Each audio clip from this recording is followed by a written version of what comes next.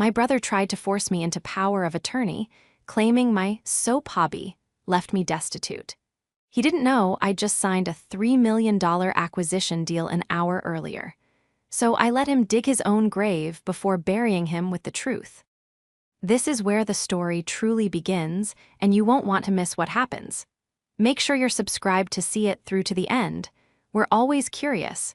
Where in the world are you all watching from today? Let us know in the comments. I stared at the glowing screen of my phone, my vision blurring slightly at the edges. The notification was simple, a standard push alert from my banking app, but the numbers contained within it were life-changing. Deposit received, $3,250,000. I sat in the front seat of my 10-year-old Honda Civic, the engine idling with that familiar rhythmic rattle that I had meant to fix 6 months ago but never got around to. My hands were shaking, not from the cold, though it was a frigid November evening in Chicago, but from the sheer, crushing release of a decade's worth of tension. I had done it. Botanica, the little organic skincare line I had started in my kitchen with a terrifying amount of credit card debt and a blender I bought at a thrift store, had just been acquired by a major luxury retail conglomerate. I closed my eyes, leaning my head back against the fraying headrest. I needed to scream or cry or call someone. But who? My stomach churned, a violent reminder of the flu I had been fighting for the last 3 days. My body ached, my throat felt like I had swallowed broken glass, and I was running a fever that made the streetlights outside streak into long, watery ribbons of light. I shouldn't be driving. I should be in bed with tea and a celebration cupcake. But I couldn't be. I had been summoned. Family meeting, my mother, Linda, had said on the phone earlier that morning. Her voice had been clipped, possessing that academic rigidity she had honed over 40 years as a university dean. Attendance is mandatory, Rachel. Andrew and I have matters to discuss regarding the estate. Mark will be there. Do not be late. She hadn't asked how I was. She hadn't asked about the business. She had just issued a summons. I looked at the bank notification one last time, a small smile touching my chapped lips. I swiped the screen off, slipping the phone into my coat pocket. For the first time in my life, I wasn't walking into that house as the disappointment. I was walking in as a millionaire. But as I killed the engine and looked up at the imposing brick colonial house where I had grown up, a knot of dread tightened in my chest. The lights were blazing in the dining room. I could see the silhouette of my father, Andrew, standing at the head of the table. Even in silhouette, his posture was judicial, imposing. I stepped out of the car, the icy wind biting through my thin wool coat. I felt dizzy, my knees weak. I grabbed my purse, clutching it to my side like a shield. I walked up the driveway, passing the gleaming silver Porsche Panamera parked prominently near the entrance. Mark. Of course, he was here early. The golden child, the venture capitalist, the man who spoke in buzzwords and looked at me with a mixture of pity and disdain that made me want to shrink until I vanished. I reached the front door and hesitated. I had a secret in my pocket worth $3 million. I could turn around. I could go to a hotel, order room service, and sleep for a week. But habit is a powerful shackle. I turned the knob and pushed the door open. The warmth of the house hit me, smelling of lemon polish and expensive potpourri. "She's here," I heard Brenda's voice trill from the dining room. Finally. I walked down the hallway, my boots heavy on the hardwood. When I entered the dining room, the silence that fell was immediate and suffocating. My parents, Linda and Andrew, sat at opposite ends of the mahogany table. My brother, Mark, sat on the right, typing furiously on his phone. His wife, Brenda, sat next to him, swirling a glass of red wine, her eyes scanning my outfit, faded jeans and a bulky sweater, with visible amusement. "You look terrible," Linda said. It wasn't a greeting. It was an observation delivered with clinical detachment. She adjusted her glasses, peering at me. "Have you been sleeping, or are you still staying up all night stirring pots in that workshop of yours?" "I have the flu, Mom," I rasped, my voice weaker than I intended. I pulled out a chair opposite Mark and sat down, my joints protesting. Good to see you too.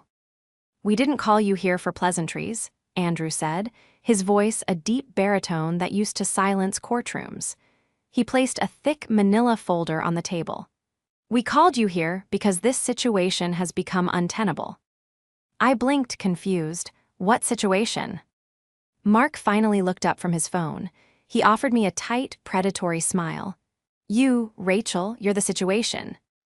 The betrayal in his eyes was colder than the wind outside.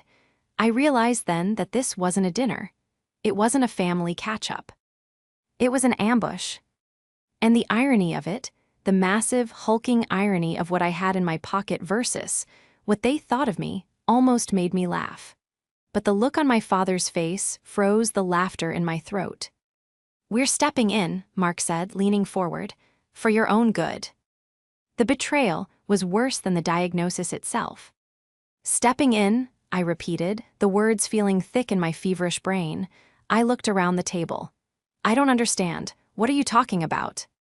Brenda sighed, a dramatic, airy sound. She took a sip of her wine, leaving a perfect crimson crescent on her lips. Oh, Rachel, don't play coy. We know things have been difficult with the business. She used air quotes for the word business, her manicured fingers curling in a way that made my life's work seem like a toddler's lemonade stand. Difficult? I asked, gripping the edge of the table. My business is fine. Actually, it's a money pit, Mark cut in, his voice smooth and authoritative. He possessed that specific kind of confidence that comes from never having been told no in your entire life. He smoothed his silk tie. We've been talking, Rachel. Mom, Dad, and I were worried about you. You're 52 years old. You're living in that drafty bungalow that you haven't renovated since the 90s. You drive a car that sounds like a lawnmower. And you're pouring every cent you have into soap. It's high-end organic skincare, I corrected automatically, a reflex honed by years of defending myself. It's a hobby, Andrew boomed from the head of the table. He tapped the manila folder with a heavy finger.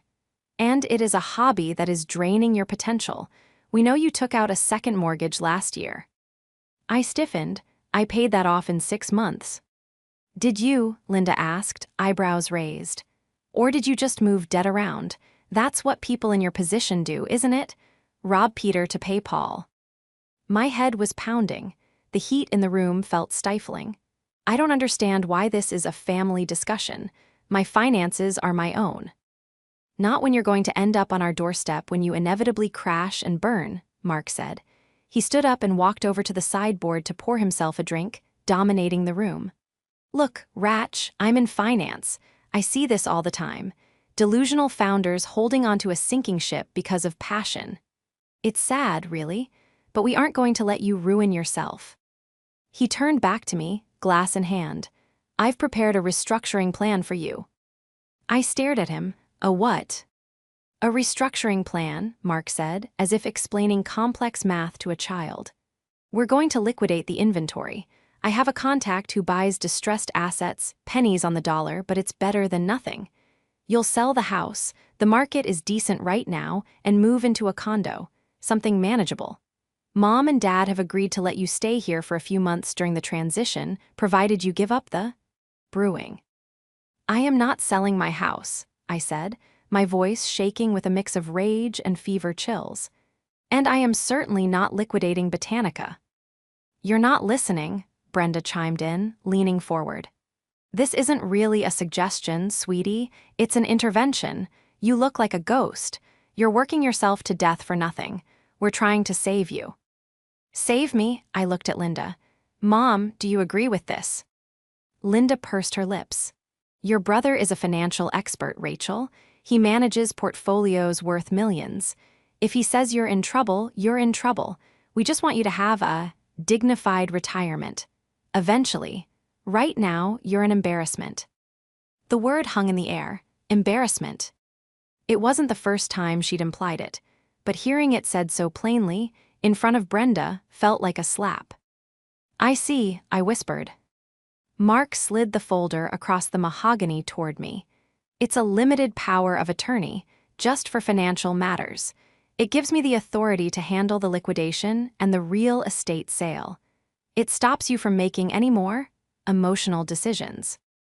I looked down at the document. It was already drafted. My name was printed at the top, Rachel H. Miller. They had this ready. They had planned this.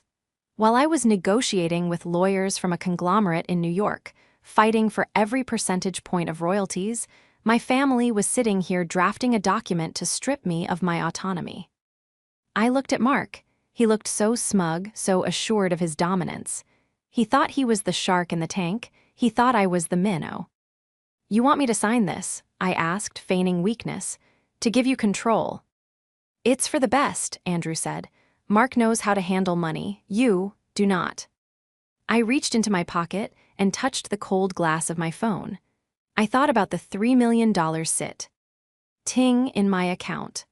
I thought about the tiered payout structure that would bring in another $2 million over the next 3 years. I thought about the non-compete clause I had signed that effectively retired me today. They saw a failure. I saw a scoreboard where I was winning by a landslide.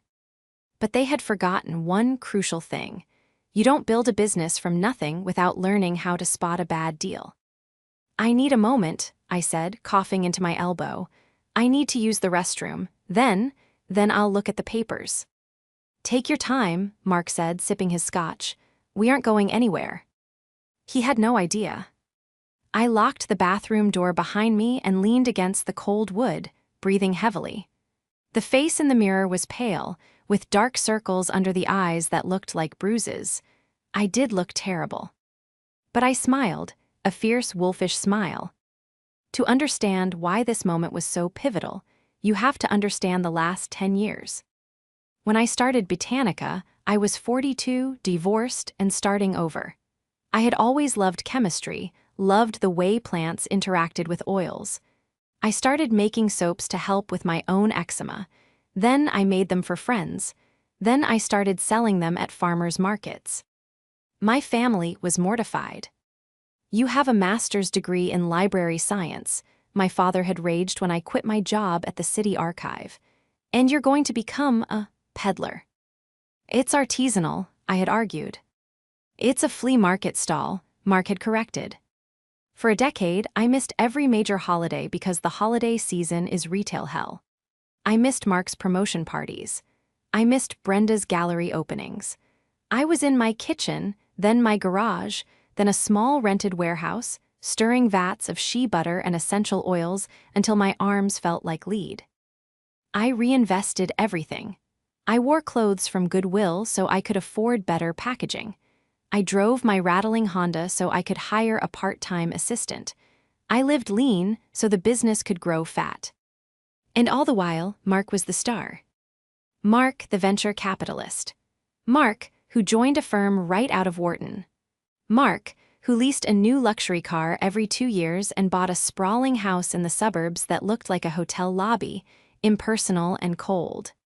Mark was the yardstick I was beaten with. "Why can't you be more stable like Mark? Mark just bought a boat. Mark is taking us to Italy." But I had noticed things over the years. Cracks in the golden facade. 2 Christmases ago, Mark's card was declined at a restaurant. He laughed it off, blaming a fraud alert, but I saw the sweat bead on his upper lip. Last year, Brenda complained that they had to fire their housekeeper because good help is so hard to find. But then I saw her selling designer handbags on a resale app a week later. And Mark was a talker. He used words like leverage and synergy and disruptive, but he never actually made anything. He moved money around. He bet on other people's work. Now, staring at myself in the mirror, the pieces clicked into place. Why the sudden intervention? Why the urgency to sell my house and liquidate my inventory? Distressed assets. Mark didn't want to save me. Mark needed money. If he got power of attorney, he could sell my house, which was paid off, and pocket the proceeds under the guise of management fees or investments. He could sell my inventory for quick cash. He looked at me and saw a piggy bank he could smash open to cover his own mistakes. I washed my face with cold water, scrubbing away the fever sweat. I wasn't the little sister anymore. I wasn't the failure. I was the CEO of a multi-million-dollar brand, and I was about to walk into a negotiation with the most dishonest counterparty I had ever faced. I unlocked the door. When I returned to the dining room, nothing had changed, except Brenda had refilled her wine glass. "Feeling better?" Mark asked, tapping the pen against the table. "A little," I said. I didn't sit down. I stood at the end of the table, gripping the back of the chair. "So," Mark said, pushing the paper forward, "let's get this signed so we can start fixing your mess." "I have a few questions first," I said, my voice steady despite the scratchiness. "Rachel, don't make this difficult," Linda sighed. "Mark is doing you a favor. He's waiving his usual consulting fees. Mostly." "Mostly?" I asked, looking at Mark. Mark shrugged, a gesture of false modesty. "I have to charge a small percentage for the time, Rach. My hourly rate is usually $800, but for family, we'll work something out. The point is to get you liquid." "Liquid," I repeated. "Right." I looked at Brenda. She was looking at her nails, bored. She wore a diamond bracelet that I recognized. It was new, probably put on a credit card that was maxed out. "And you, Dad," I looked at Andrew.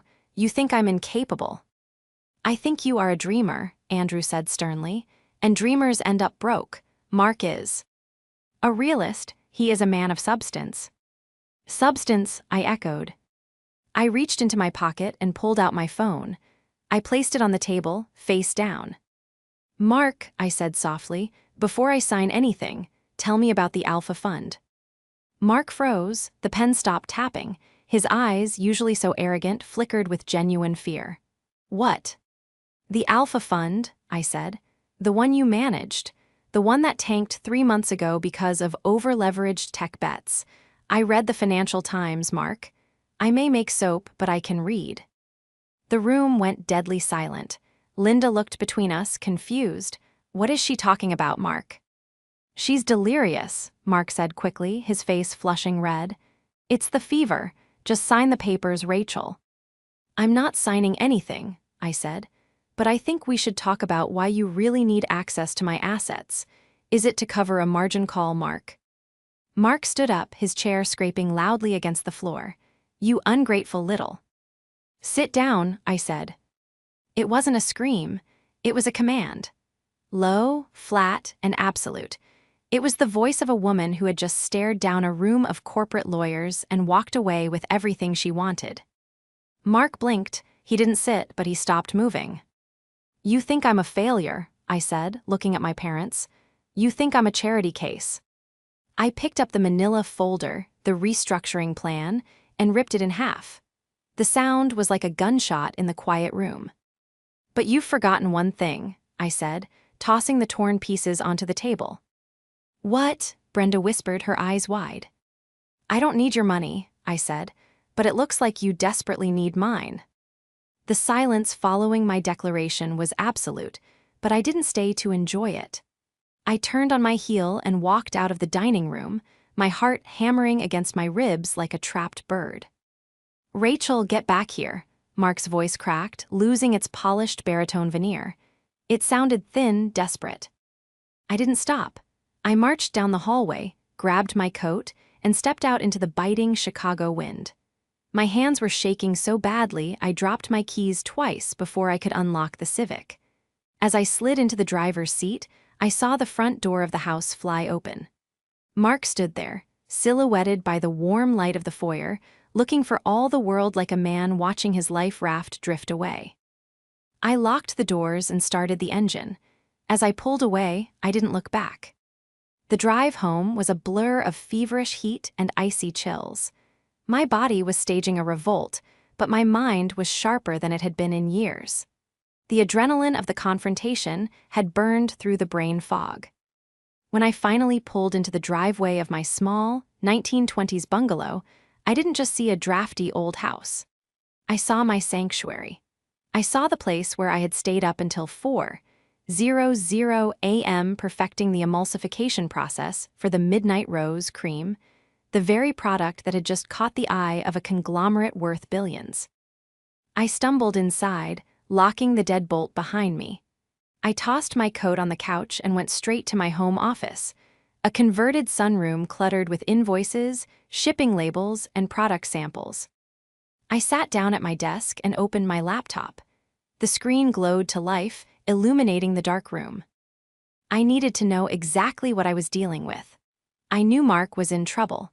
The financial rumors had been swirling in the peripheral circles of Chicago's business world, whispers I picked up from suppliers and former colleagues. But I needed concrete proof. If I was going to protect myself, and more importantly, protect my parents from their own blind loyalty, I needed ammunition. I dialed a number I had saved only a week ago. "David, it's Rachel," I rasped into the phone. "Rachel, it's 9 o'clock on a Friday," David replied, his voice calm and professional. David was the lead counsel for the acquisition deal. He was a shark in a three-piece suit, but he had a soft spot for my underdog story. "Is everything okay with the wire transfer?" The bank confirmed receipt. "The money is fine," I said, coughing. "I need a different kind of help. I need a forensic check on an individual, someone in finance." "Who?" "My brother, Mark Miller. He runs or ran the Alpha Strategy Fund." There was a pause on the line. "Miller, Alpha Strategy, I've heard that name. There was a rumble in the venture capital sector a few months back. A leveraged buyout that went south, something about tech futures." "I need the details, David. Public records, court filings, lien searches, everything legally accessible." He just tried to get me to sign a power of attorney to manage my assets because he claims I'm destitute. I think he's trying to use my liquidity to cover his positions. He tried to take POA over a woman who just netted $3 million cash. David let out a low whistle. "That's bold, or desperate. I'll have my paralegal run a background scrub tonight, if there are liens or lawsuits will find them. Get some rest, Rachel. You sound like you're dying." "I feel like it," I admitted, "but I'm not the one in trouble." I hung up, but I didn't sleep. Instead, I spent the next 4 hours doing my own digging. I wasn't a financier, but I was a researcher by trade. I knew how to find things. I dug into the county clerk's records online. I searched property tax databases.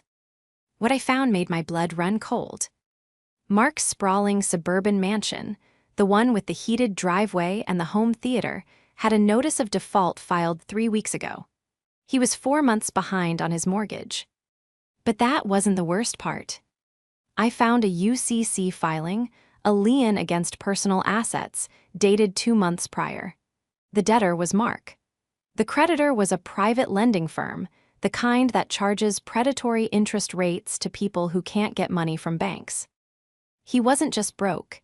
He was underwater, breathing through a straw, and the tide was rising. And then I saw the date on the restructuring plan he had tried to hand me. He had drafted it 3 days ago. Exactly 1 day after the local business journal had run a small, speculative piece about Botanica potentially seeking buyers. He had seen the article, he knew I might have money coming, and he had pounced. I sat back in my chair, the glow of the laptop stinging my tired eyes. This wasn't just arrogance anymore, it was predation. My brother, the golden child, was ready to cannibalize his own sister to keep up appearances. I realized then that I wasn't just fighting for my independence. I was fighting a man with nothing left to lose. The next morning, the flu had settled deep into my chest, a heavy weight that made every breath a chore. But I didn't have time to be sick. I was in my workshop, a converted detached garage behind the house, labeling the final batch of independent inventory. The space smelled of lavender, sandalwood, and cold-processed soap curring on the racks. It was clean, organized, and professional, a far cry from the hobby room my mother imagined. I heard the crunch of tires on the gravel driveway, heavy tires. I wiped my hands on my apron and stepped out of the workshop. Mark's silver Porsche was blocking my driveway. He stepped out, wearing a cashmere sweater and designer jeans, looking like he was ready for a photo shoot. But up close, the cracks were visible. His eyes were bloodshot. There was a tremor in his hand as he slammed the car door. "We need to talk," he said, skipping the greeting. "I'm working, Mark," I said, leaning against the doorframe of the workshop. "Unlike some people, I actually produce things." He flinched. The barb landed. He stormed up the driveway, ignoring the mud splashing onto his Italian loafers. "You humiliated me last night.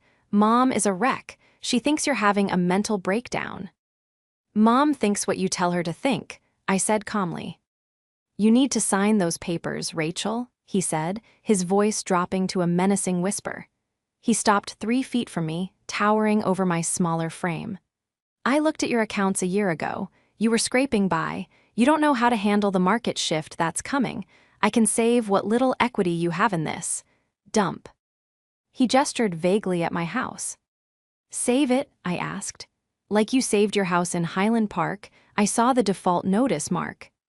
Mark froze. His face went pale, then a blotchy, angry red. "You don't know what you're talking about. That's a clerical error. My lawyers are handling it." "And the private loan from Apex Capital?" I pressed, stepping forward. "The high-interest bridge loan secured against your personal assets. Is that a clerical error too?" He took a step back, genuinely rattled. "You've been spying on me." "I've been doing due diligence," I said. "Something you should have done before you tried to hustle me. I know you're broke, Mark. I know the Alpha Fund collapsed. I know investors are threatening to sue you for negligence." "It was a market correction," he shouted, his composure shattering. "It wasn't my fault. The tech sector tanked." "And you were over-leveraged," I said softly. "You gambled and you lost. And now you want my house, my inventory. What were you going to do? Sell it all for 50 grand to pay off 1 month of interest on your debts?" "It's not just about the money," he spat, pacing in a tight circle on the gravel. "It's about the legacy, Dad's reputation. If I go under, if I declare bankruptcy, the family name is mud in this town.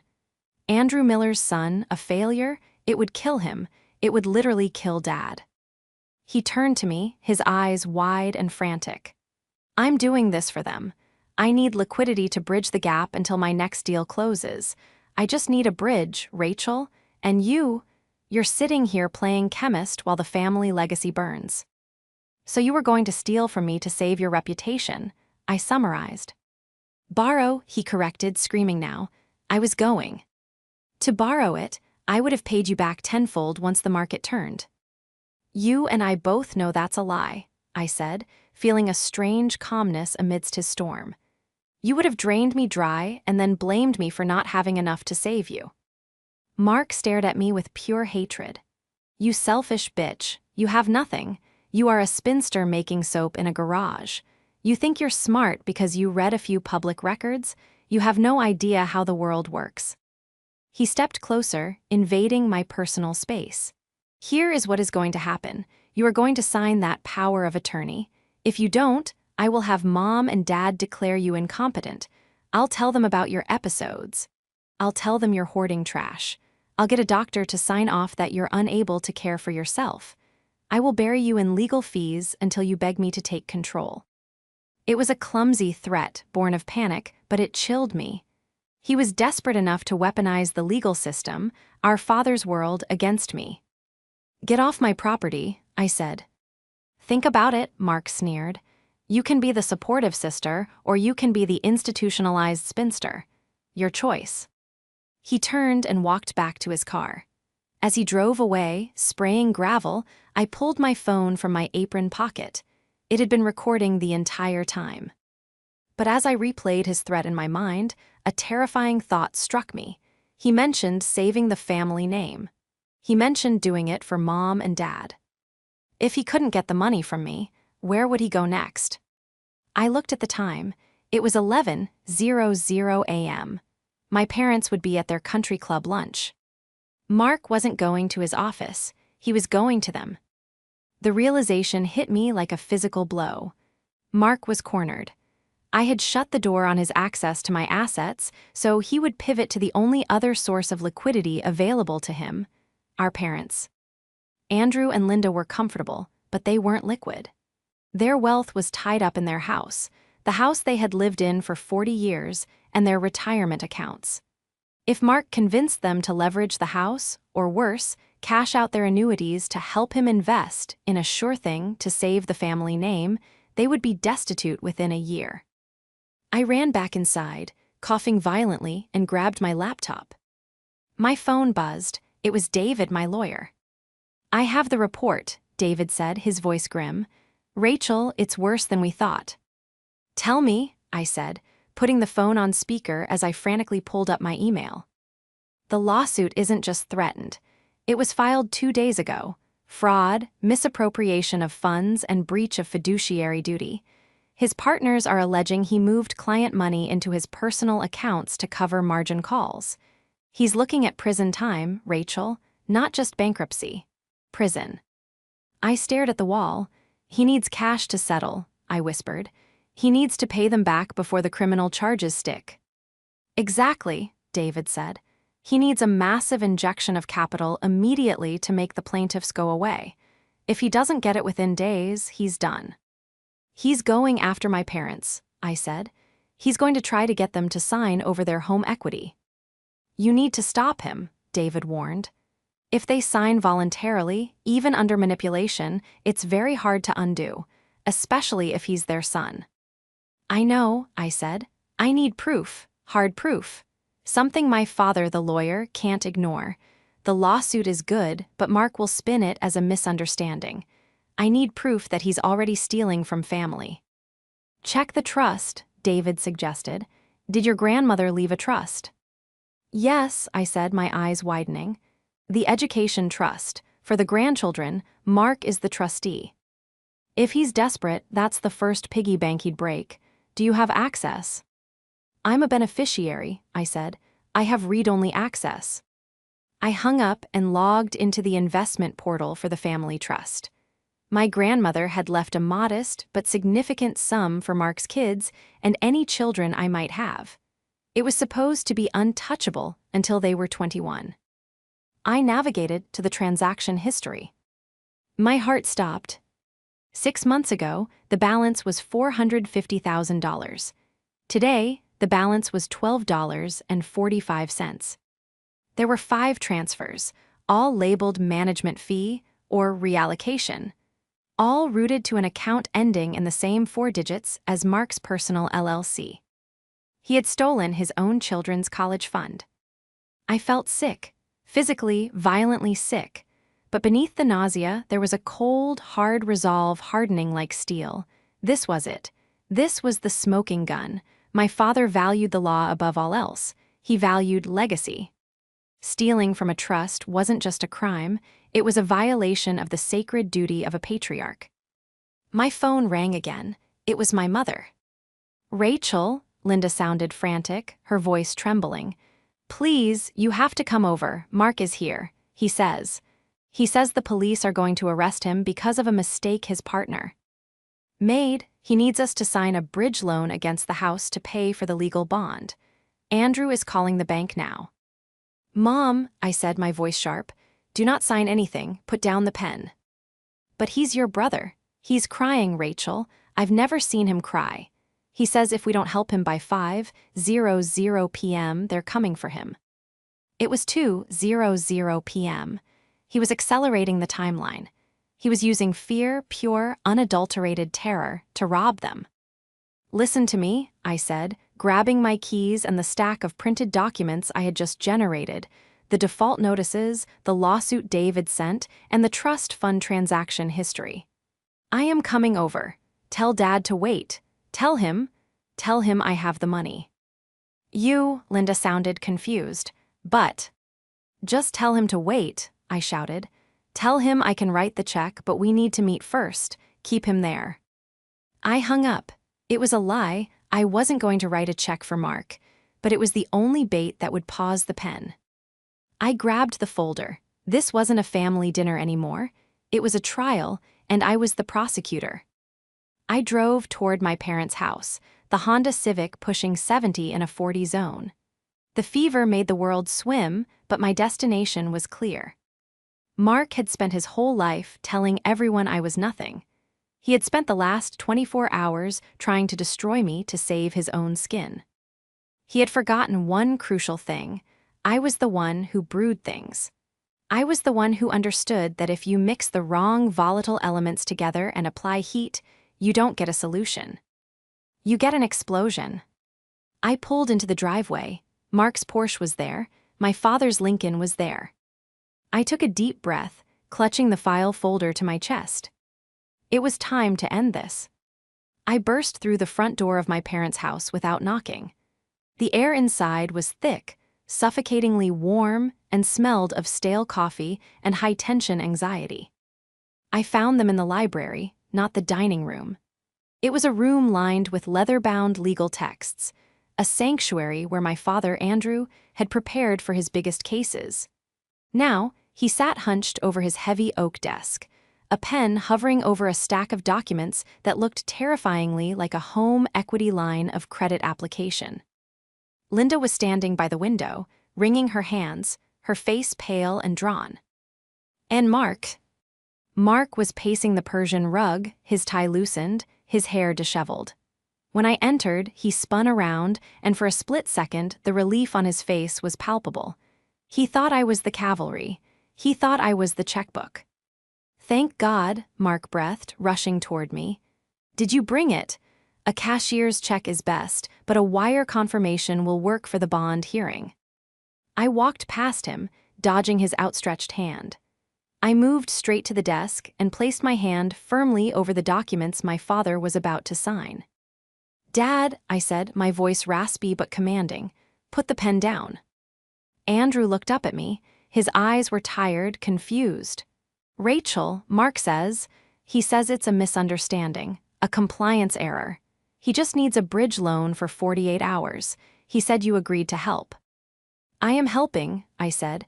"I'm helping you keep your house." "She's wasting time," Mark shouted, his voice cracking. "Dad, the wire cutoff is 4:00 p.m.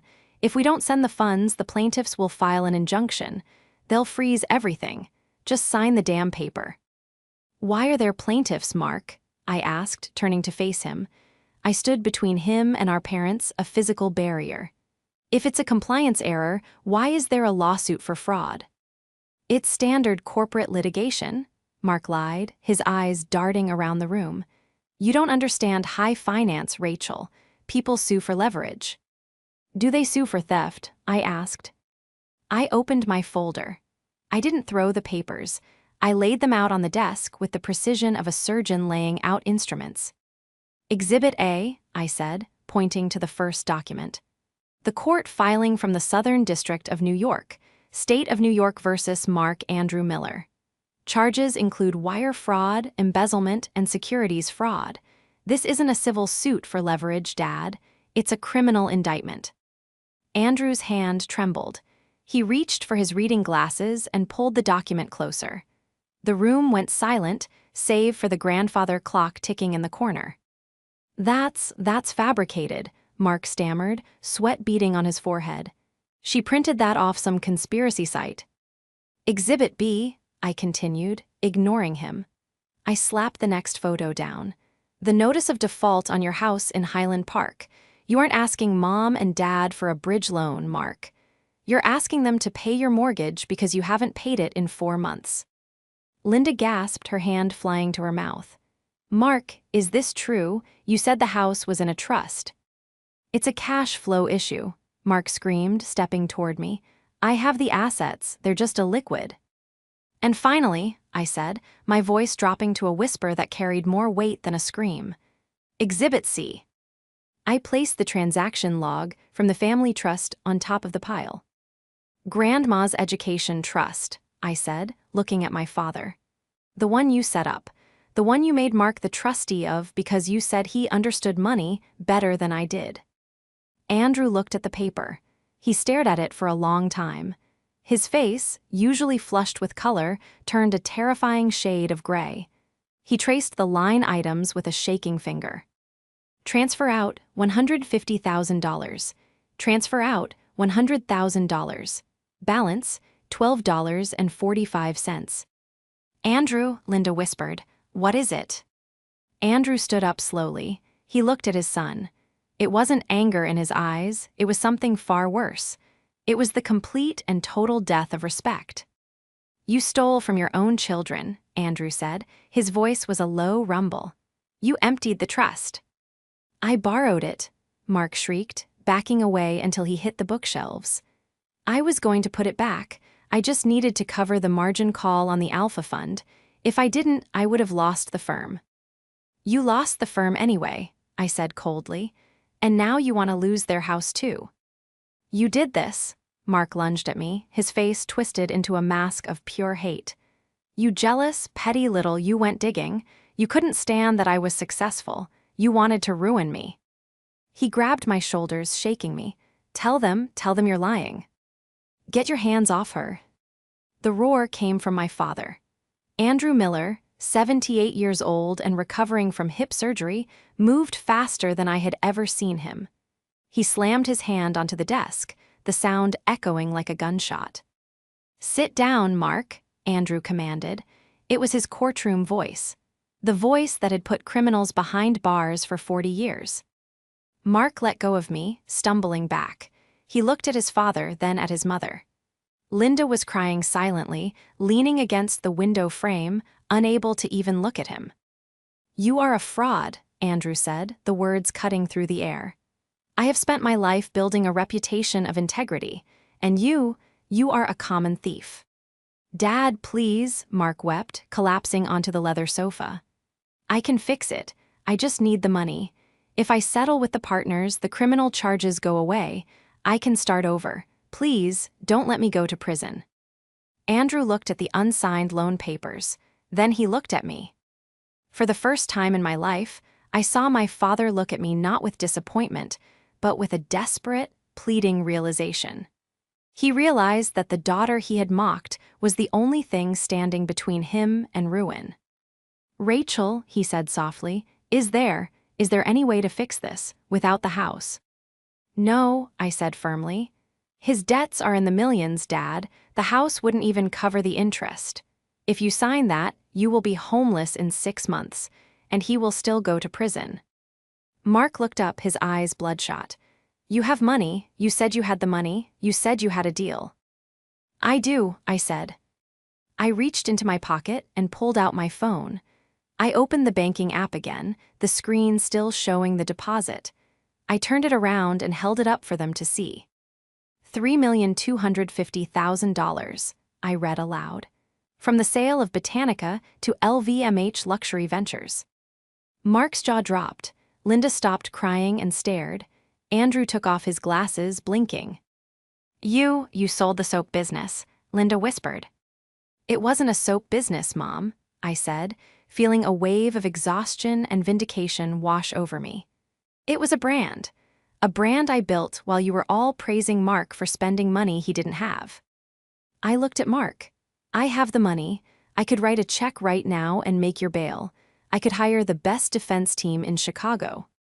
Mark sat up, a flicker of hope returning to his eyes. "Rachel, please, we're family. I'm sorry, I was stressed. I didn't mean what I said. Please." "No," I said. The word hung in the air, heavy and final. "You wanted a cut," I said. "You wanted to manage me. You wanted to strip me for parts. You don't want a sister, Mark. You want an accomplice." I turned to my father. "I blocked the transaction on the trust account, Dad. I flagged it for fraud this morning.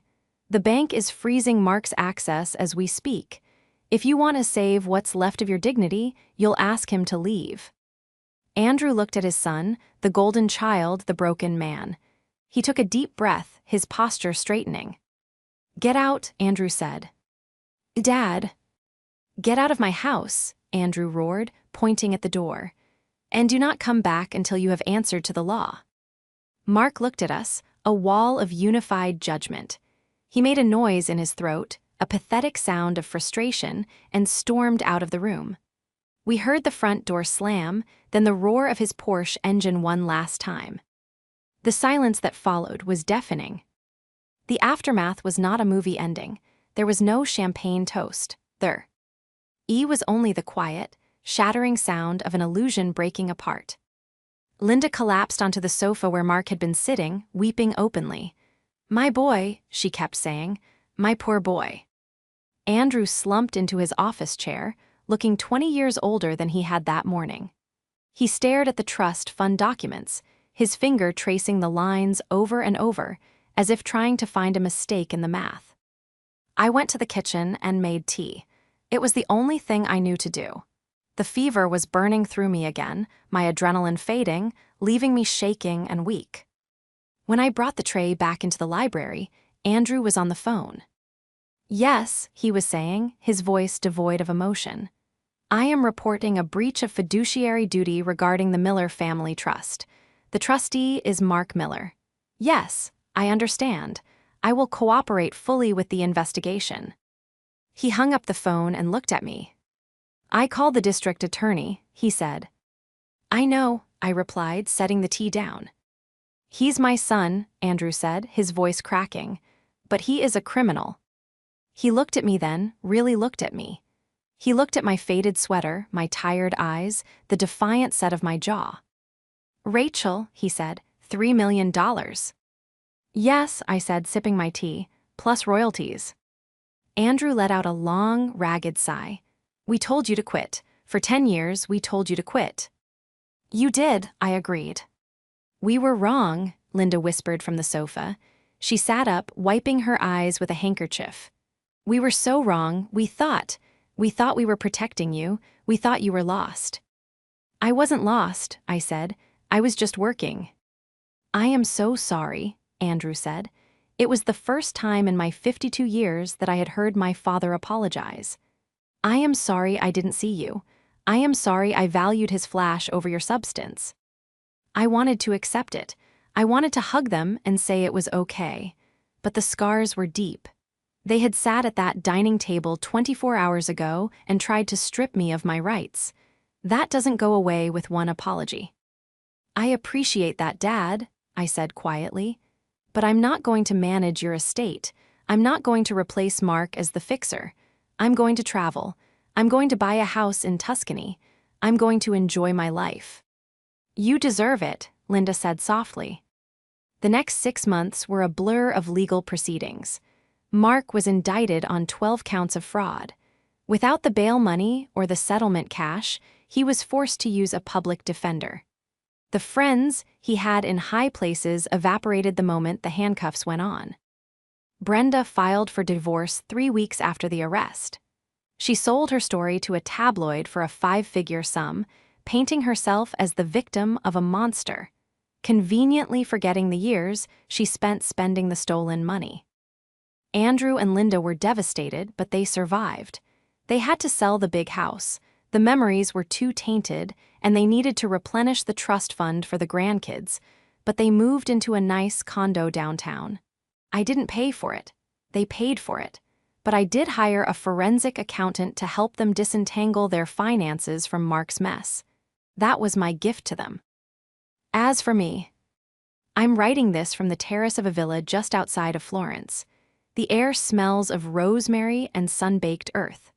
My flu is long gone, replaced by a tan and a sense of peace I never thought possible. I received an email from Mark yesterday. It was sent from the prison email system. He's serving 5 years. He asked for money for the commissary. He said the food is terrible. I didn't reply. I put down my tablet and looked out over the olive groves. My phone buzzed. It was a notification from my bank. The first quarterly royalty payment from the acquisition had just hit. $125,000. I smiled, took a sip of my wine, and blocked the email address.